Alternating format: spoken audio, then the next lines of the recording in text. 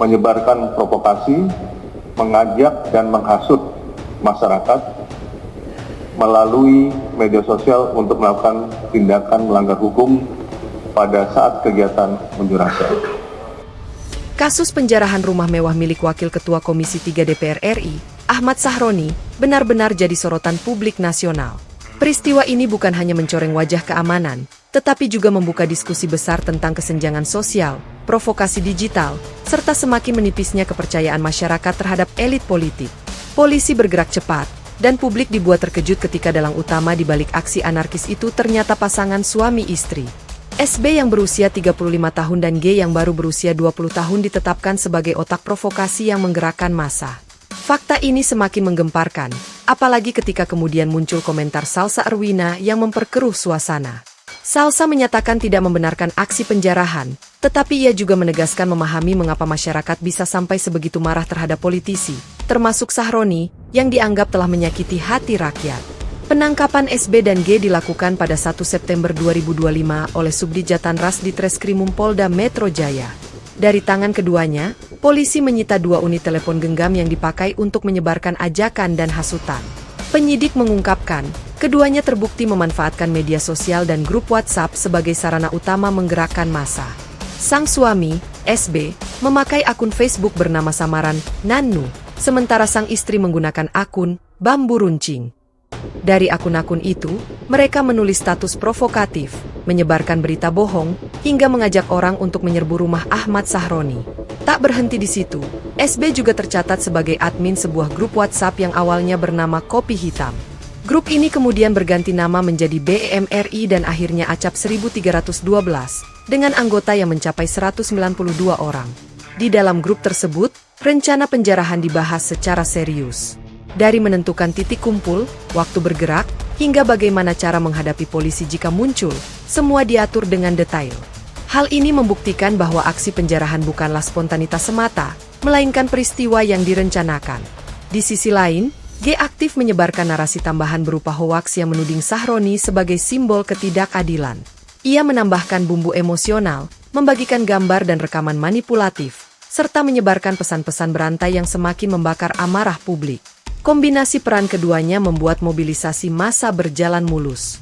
Selain pasangan suami istri itu, polisi juga menangkap seorang pria lain berinisial CS, pemilik akun TikTok bernama Cecep Munich. Ia diduga kuat ikut menyebarkan video provokatif yang menggambarkan penjarahan sebagai bentuk perjuangan rakyat melawan penindasan. Video yang dibuat CS beredar luas, viral, dan semakin menyulut emosi masyarakat. Aparat menyebut bahwa di era digital, satu video bisa lebih cepat memicu kerusuhan ketimbang seruan langsung di lapangan. Atas perbuatannya, SB dan G kini dijerat UU ITE serta sejumlah pasal dalam KUHP dengan ancaman hukuman hingga 6 tahun penjara. CS juga masih diperiksa intensif untuk mendalami keterlibatannya. Polisi menegaskan, siapapun yang terlibat dalam penyebaran ajakan anarkis akan ditindak tegas. Namun di tengah proses hukum tersebut, publik diguncang dengan munculnya nama Salsa Erwina. Dalam sebuah unggahan yang ramai diperbincangkan, Salsa menegaskan dirinya tidak membenarkan aksi penjarahan. Tetapi ia juga mengatakan bahwa dirinya bisa memahami mengapa masyarakat sampai begitu marah. Menurutnya, penjarahan itu terjadi karena adanya kesenjangan sosial yang terlalu lebar antara politisi dan rakyat.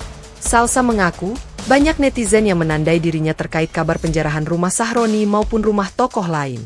Setelah melihat video dan berita, ia mengakui peristiwa itu nyata. Namun kalimat lanjutannya yang membuat heboh, saya memahami masyarakat sampai semarah itu. Baginya, ini bukan sekadar tindakan kriminal, melainkan akumulasi kemarahan yang meledak. Ia menilai kebijakan pajak yang mau dinaikkan, sikap arogan anggota dewan, serta keterlambatan pemerintah dalam menyelesaikan masalah rakyat telah menambah emosi publik. Menurut Salsa, tindakan pejabat yang terang-terangan menghina rakyat membuat amarah semakin menumpuk. Akhirnya, ledakan kemarahan itu terjadi dalam bentuk penjarahan rumah Ahmad Sahroni. Ia menambahkan, kasus ini menjadi bukti nyata bahwa rakyat sudah kehilangan kepercayaan dan merasa tidak bisa lagi menitipkan keadilan pada para politisi. Pernyataan Salsa langsung menimbulkan pro dan kontra. Sebagian publik menilai ia hanya mencoba menjelaskan akar masalah sosial. Mereka melihat Salsa sebagai suara jujur dari rakyat kecil yang sudah lama menahan muak. Namun tidak sedikit juga yang menudingnya memperkeruh suasana. Bagi pihak yang kontra, pernyataan Salsa bisa ditafsirkan sebagai pembenaran terselubung terhadap tindakan kriminal. Netizen pun terbelah. Ada yang mendukungnya, menilai komentarnya refleksi dari kenyataan pahit. Tetapi banyak juga yang mengecam keras, meminta aparat ikut memeriksa dirinya. Polisi merespons dengan tegas. Aparat menyatakan bahwa siapapun yang menyebarkan narasi provokatif berpotensi diperiksa. Saat ini, penyidik masih mendalami apakah komentar Salsa hanya opini pribadi atau ada keterkaitannya dengan jaringan SB dan G. Jika ada bukti bahwa dirinya ikut berperan memperkeruh situasi, bukan tidak mungkin ia juga bisa terseret ke ranah hukum. Ahmad Sahroni sendiri tidak tinggal diam. Ia menegaskan bahwa aksi penjarahan tidak bisa dibenarkan dengan alasan apapun.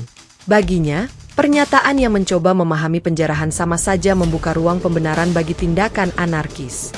Sahroni menegaskan bahwa dirinya akan melawan segala bentuk fitnah dan menyerahkan sepenuhnya kepada kepolisian untuk menegakkan hukum. Peristiwa ini akhirnya berkembang menjadi isu nasional yang jauh lebih besar daripada sekadar penjarahan rumah seorang pejabat. Ia membuka diskusi publik tentang jurang kesenjangan sosial yang makin melebar, tentang bagaimana rakyat semakin tidak percaya pada wakilnya di parlemen, serta tentang bagaimana media sosial bisa dijadikan alat provokasi yang sangat berbahaya. Dari satu sisi, fakta lapangan jelas menunjukkan adanya skenario terencana. Pasangan SB dan G bersama CS menjalankan peran aktif dalam memprovokasi masyarakat. Tetapi dari sisi lain, komentar Salsa menunjukkan adanya bara dalam sekam. Amarah rakyat memang sudah lama menumpuk. Ketidakpuasan atas kebijakan yang dirasa memberatkan, sikap arogan pejabat, serta ketidakadilan yang terasa setiap hari akhirnya meledak. Kasus ini mengajarkan bahwa media sosial bisa jadi pedang bermata dua. Di satu sisi ia bisa menjadi sarana aspirasi, tetapi di sisi lain ia bisa dengan cepat berubah menjadi alat provokasi yang memicu kerusuhan. Satu postingan bisa menggerakkan ratusan orang, satu video bisa membuat ribuan orang turun ke jalan. Di saat yang sama, komentar Salsa Arwina mengingatkan kita bahwa di balik kerusuhan, ada realitas sosial yang tidak bisa diabaikan. Rakyat merasa jenuh, muak, dan kehilangan kepercayaan. Salsa mungkin tidak membenarkan penjarahan, tetapi ucapannya adalah refleksi dari suara hati banyak orang. Kini, tantangan terbesar bukan hanya menghukum para provokator digital, tetapi juga bagaimana negara mengembalikan kepercayaan rakyat. Selama jurang kesenjangan sosial belum ditutup, selama perilaku arogan pejabat masih terus dipertontonkan, maka bara kemarahan itu akan tetap ada.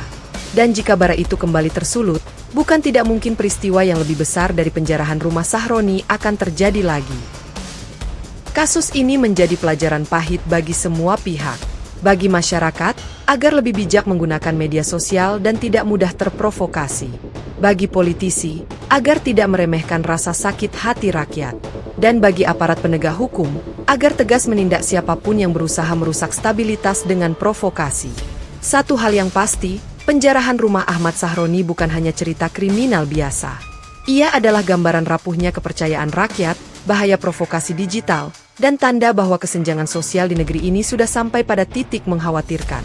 Dari SB dan G yang jadi dalang, CS dengan videonya, hingga komentar kontroversial Salsa Arwina, semua rangkaian ini adalah cermin wajah bangsa kita hari ini. Sebuah cermin yang harus kita tatap dengan serius, agar sejarah kelam ini tidak terulang kembali.